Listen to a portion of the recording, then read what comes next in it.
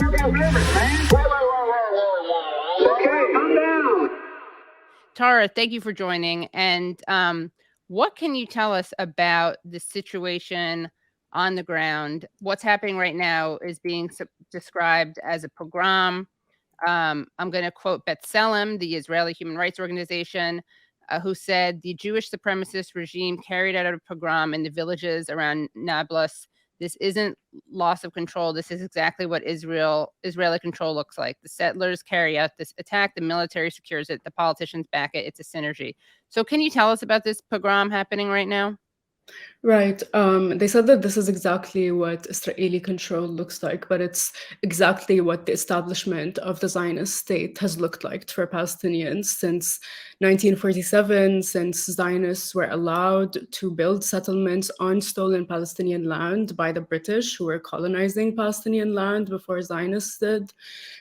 So what happened a couple of days ago in Nablus was that about 500 to 600 settlers protected by the Israeli occupation forces stormed the village of Hawara in Nablus and burned hundreds of homes, 9 of which were confirmed to have families trapped inside.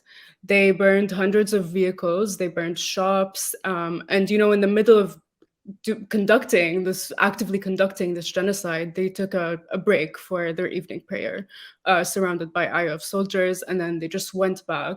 They went right back to burning Palestinian homes, Palestinian property.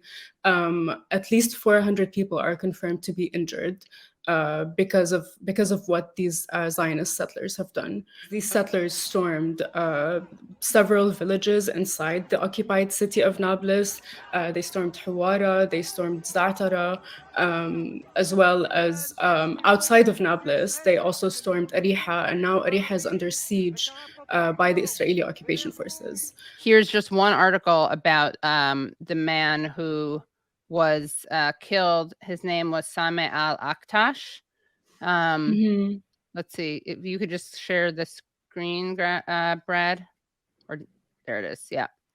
And I mean, it's obviously tragic no matter what when someone is killed, but it's just especially kind of poignant and sad. He had just returned from volunteering in Turkey, and then he was attacked by settlers in the West Bank.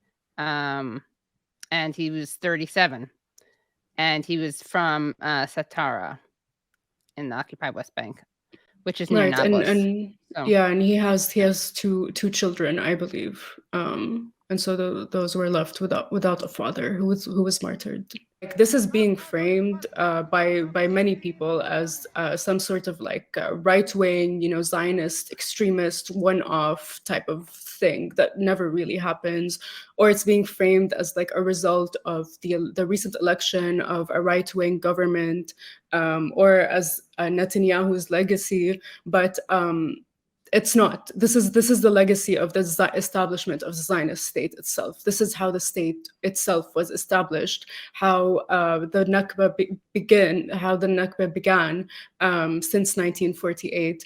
And just a few days ago, it was the 29th anniversary of the Ibrahimi Mosque massacre, where a settler killed 29 Palestinians, including 6 children, while they were praying.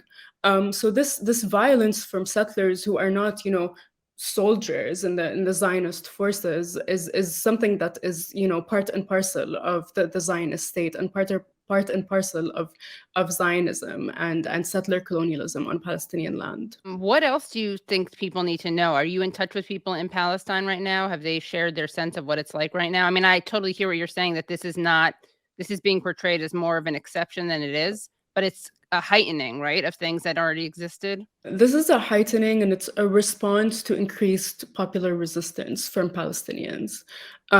We can see right now that the response to the settler violence, the response to the existence of the settler colonial state on Palestinian land right now is popular armed resistance. This is what's happening, this is what's happening throughout the entire occupied West Bank. It's what's happening in Ariha. Armed operations are being carried out, and this is the general feeling and spirit in Palestine. People are resisting. They're not just victims. They're not just being massacred. They're resisting this violence. They're resisting the genocide. They're resisting their dispossession and displacement and ethnic cleansing. So that's what I'm getting from the people in Palestine. And what else do you want people to know about the resistance to this, or the way that the media is covering this, or what the media is missing in its representation of this? You know, what the media is missing in its representation of this is that they're acting as if this is, you know, not how, like I said, the state itself was established. Like these massacres and this settler violence has been happening for decades now.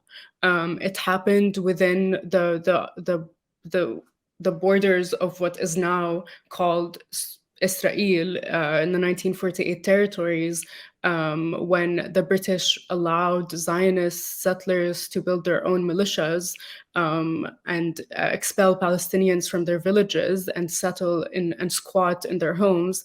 It happened during the mass exodus of 1967, where another hundreds of thousands of more Palestinians were made into refugees.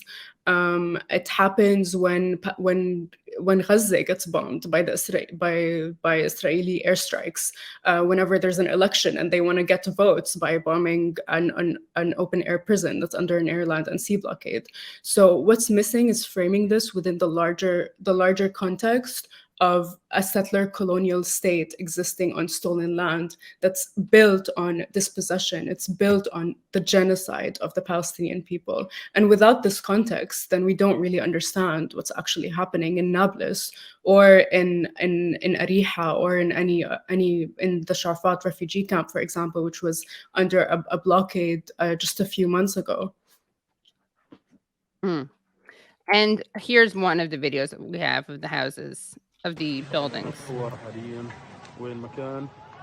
Just of the fire.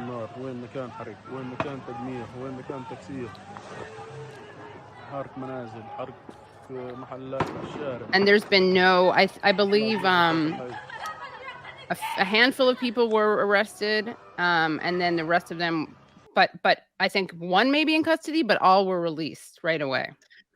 The settlers that carried out this violence were surrounded and protected by soldiers from the Israeli occupation forces. You know, this is just daily business as usual for them. So these arrests from Zionist side are really meaningless